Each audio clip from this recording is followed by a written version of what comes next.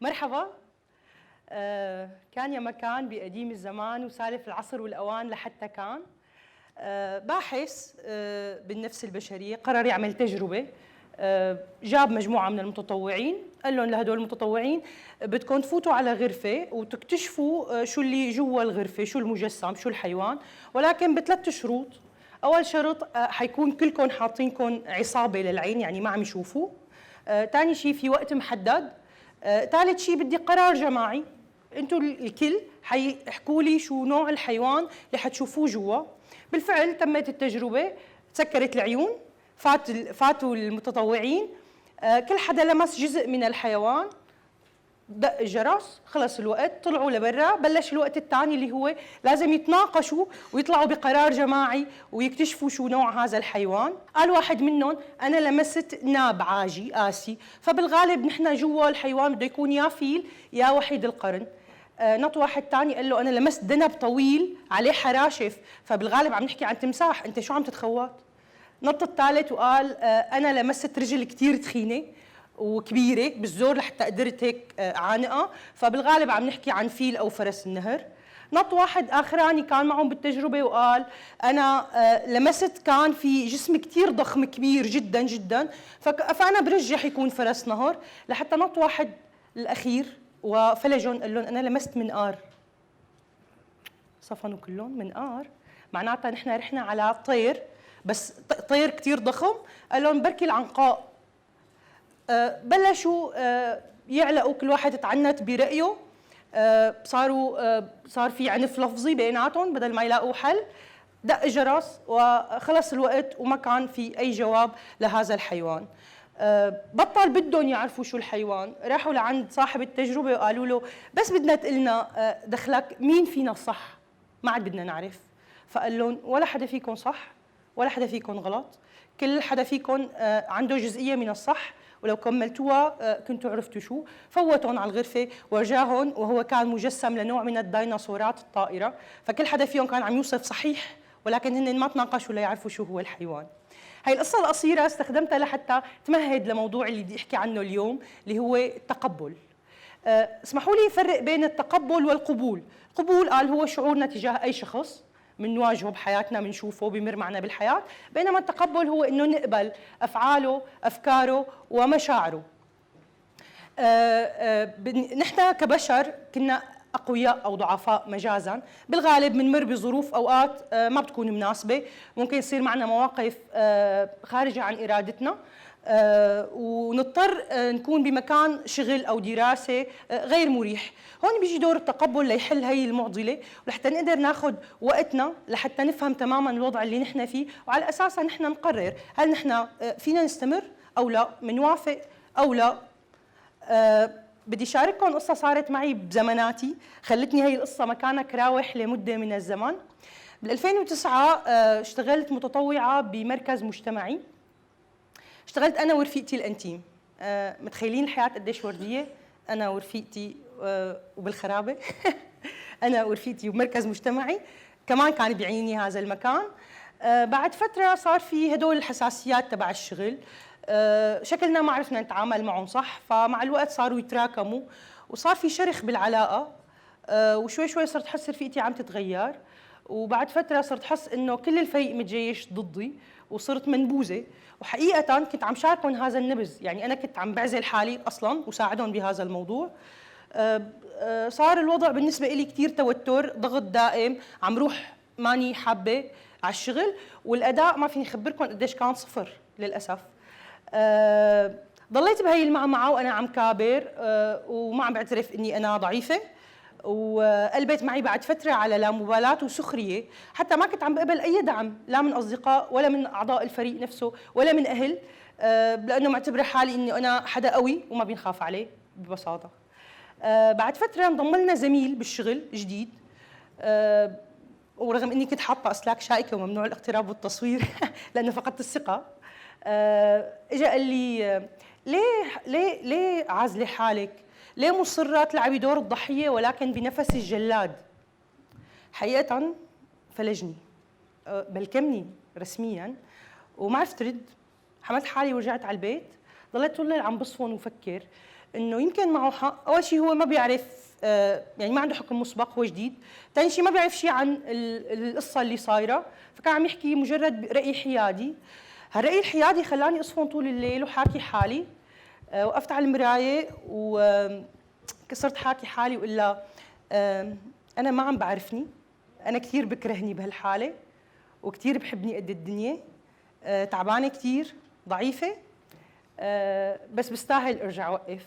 فتت شوي بالتفاصيل مع بكوات ودموع اكيد. فتت شوي بالتفاصيل وقررت اني انا اقسم اللي لازم اعمله لمهام صغيره لاقدر اعملها على قدي، لانه انا الطاقه صفر، توتر دائم، واصلا ماني حابه اعمل شيء او غير شيء. ثاني نهار رحت على الشغل، خبرتهم انه لو سمحتوا ما علي تعطوني اي شيء اداري، لانه انا ما كثير جاهزه اتعامل مع فريق. بالفعل بلشت بشيء اداري، يمكن لانه اخذت شوي وقتي لحالي وخف الضغط اللي هو مع المجموعه، فبدعت بالشغل الاداري، صارت الثقه شوي ترجع، احس حالي رجعانه لحالي بليره. بعد بسنه استلمت اداره مركز مجتمعي، بعد بسنه ثانيه استلمت قسم، وبعد بسنه ثالثه استلمت المشروع بسوريا كلها. اللي المضحك واللذيذ اللي بتذكره انه بهالثلاث سنين تبع لملمه شتاتي، او فيني سميها دمي دموعي وابتسامتي، كنت على طول اسمع جمله عم يقولوها المحيط تبعي، عم يقولوا لي انت حدا منيح، ناس يقولوا لي انت حدا بجنن. اول فتره كنت كثير اتضايق، رغم انه هو الحكي حلو لازم كبر لي راسي، ولكن كنت احس انه قد ايه كنت مصدره عن حالي صوره وحش، او مصدرين عني وانا سمحت بهذا الموضوع اصلا. بعد فترة صرت يعني شارك الدعابة معهم وابتسم وقول لهم هي أنا قبل وحاليا، ولكن كل السيرة إني كنت مسكرة الأم على حالي، ولا أكثر ولا أقل. بهذا السياق نفسه خطر لي قديش أنا قدرت غير شوي من حالي وأتقبل قديش أنا كنت ضعيفة لقدرت طلعت شوي ورا شوي. فكنت عم بصفن انه كيف فينا نشتغل ونستخدم هذا التقبل اللي هو قد يكون في حال نحن قبلنا نستخدمه، هو احد مفاتيح حياتنا الذهبيه. في دوائر تاثير بحياه اي حدا فينا، انا، انت، انتو. اول دائره تاثير هي نحن، انا مثلا فرد.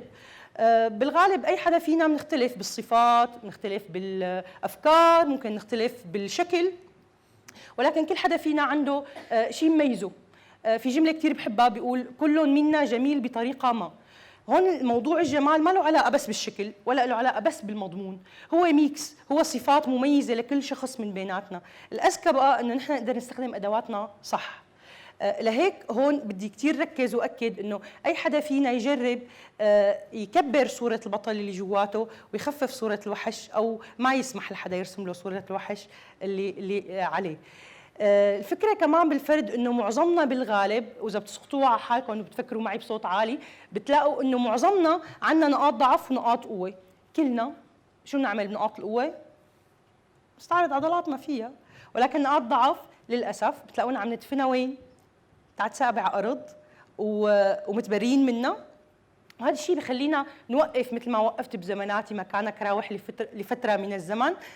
كرمال هيك كثير الاجدى انه نحن نحب هدول نقاط الضعف، لانه شئنا بينا هن جزء منا ببساطه، ونجرب نغيرهم. ولازم كثير نكون عرفانين انه بعض هاي النقاط قابله للتغيير، وفي جزء منا حيضل بسبات طويل ولكن ضمن السيطره، وفي جزء منا ما حيتغير، حيضل ملازمنا طول حياتنا، ولكن حنكون قادره كيف نتعامل معه ونكسبه هيك لصفنا بدل ما يكون ضدنا. هلا بما يخص الدائره الاكبر من الفرد اللي هي الاسره او الاصدقاء، هون بتلاقوا انه ضمن الاسره الواحده نحن اوقات بنتشابه، بنختلف، بتلاقوا اراء وافكار ومورثات واحده، ورغم انه نحن معظمنا بنكون من نفس البيئه، نفس التربيه، نفس الثقافه، وهذا لا يعني انه نحن كلنا لازم نكون نفس الراي تجاه اي موضوع ما. هون ممكن تصير في مواقف حديه او حساسه، ولكن اللي بيلعب دور صمام الامان بهذه الدائره هو شو يا حزرنا؟ العاطفه. نحن بتربطنا بعائلتنا وبأصدقائنا عاطفة، هي اللي بتخلي أو بتخفف الآثار اللي ممكن تكون كتير حدية تجاه أي اختلاف بالرأي، بالسلوك، بالأفكار. فهون العاطفة بتكون هي خلينا نقول الدرع الحامي لهذه الدائرة. لهيك طبيعي تلاقوا بعيلة ما الأخت بتحب كرة القدم، بينما الأخ بحب تصميم الأزياء. حدا مجموعه كتير عالي بس هو حابب يسجل فنون جميلة. حدا عنده مهارات وحابب يروح لمجال غير عن مجال الآباء والأجداد. اللي بيميز هذه المنطقة أنه هي مساحة آمنة، فرجاء خلوها مساحة آمنة. ونحن كأهل أو كأصدقاء مو ضروري كل رفقاتنا يكونوا فوتوكوبي عنا أبدا، هذا مو صح. وكأهل يا ريت ما تكونوا محضرين قوالب جاهزة لأولادكم، خليها المساحة الآمنة يعيشوها هن براحتهم. الدائرة الثالثة والأكبر واللي هي المجتمع أو الآخرين. هون بدي اضرب مثال معكم ونفكر سوا. في حال انا رسمت خط مايل على السكرين مستقيم ومائل، شو ممكن يخطر لكم انه تكملوه ليصير شكل مناسب؟ حدا بده يقول لي والله ممكن نكمله يصير قلب، حدا ثاني قال لي انا بكمله ليصير ورده، حدا ثالث قال انا بستخدمه ليصير مثلث. طب برايكم شو الصح وشو الغلط؟ مين الشكل الاصح؟ ما في صح وما في غلط، لأنه كل حدا فينا عم يفكر حسب تجاربه السابقة وحسب هو كيف بيشوف هذا الخط المائل، وهذا الاختلاف لا يفسد للود قضية. على سيرة الود، خلينا نتعامل مع التقبل أثناء الكوارث كمفهوم حاد يجمعنا. شو يعني يجمعنا؟ بالغالب بتلاقوا لما بتصير في مصايب أو أزمات أو كوارث، المزحات اللي نحن بتضحكنا تبع مقلوبه بجاج ولا بلحمه، انا اطيب الفتوش ولا التبوله، حلاوه الجبن لحمص ولا لحمه، بتصير اثناء الكوارث هي المزحات مصادر للنزاعات، وقت ممكن يتطور هذا النزاع ليصير جسدي. لانه غالبا بالازمات او بالكوارث، وخليني اخذ الحرب كمثال، بتلاقوا اي حدا فينا كافراد او كمجموعات بترجع للانتماء الأصغر فالأصغر، فبتلاقوا بالبلد الواحد أبناء المدينة الوحدة صاروا ضد المدن البقيانة، أبناء الشارع ضمن هذه المدينة ضد الشوارع البقيانة، وكل حارة ضد الحواري البقيانة، وكل بناية بهذه الحارة ضد البنايات. وممكن نوصل للأسف أنه بنفس البيت أنا ومن بعدي طوفان. ليش نحن وصلنا لهون؟ قال هذا نتيجة الخوف الناتج عن الكارثة، بغض النظر شو نوع الكارثة اللي عم نتعرض لها. شغلة ثانية ومهمة هو عدم تقبل الاختلاف إلا كمفهوم إقصائي. بالغالب وقت يكون في عنا نحن عم نمر بمصيبة، بتلاقونا شعورنا والضغط اللي نحن عم نتحمله بخلينا نفكر إنه أي حدا مو معنا هو شرعاً ضدنا، وعلى هالأساس بتلاقونا شوي شوي صرنا نخاف من بعض، صرنا نهاب بعض، وفي شيء بالقلب عم يتراكم ويعبي ونحن ما بنعرف ليش، وعم تكبر الفجوات والمسافات بيناتنا، وعم نضيع ومنهر مثل حبوب اللولو أعنا.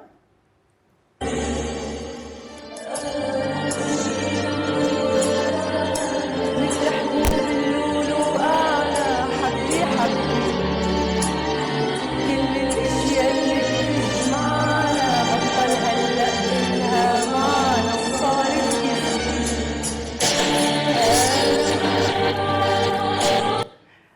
لحظة بتلاقينا رجعنا، وحده الحب بيبقى معنا وطن وغربي. هلا لازم تسفقوا لي لاعرف اذا روح على الفن ولا لا.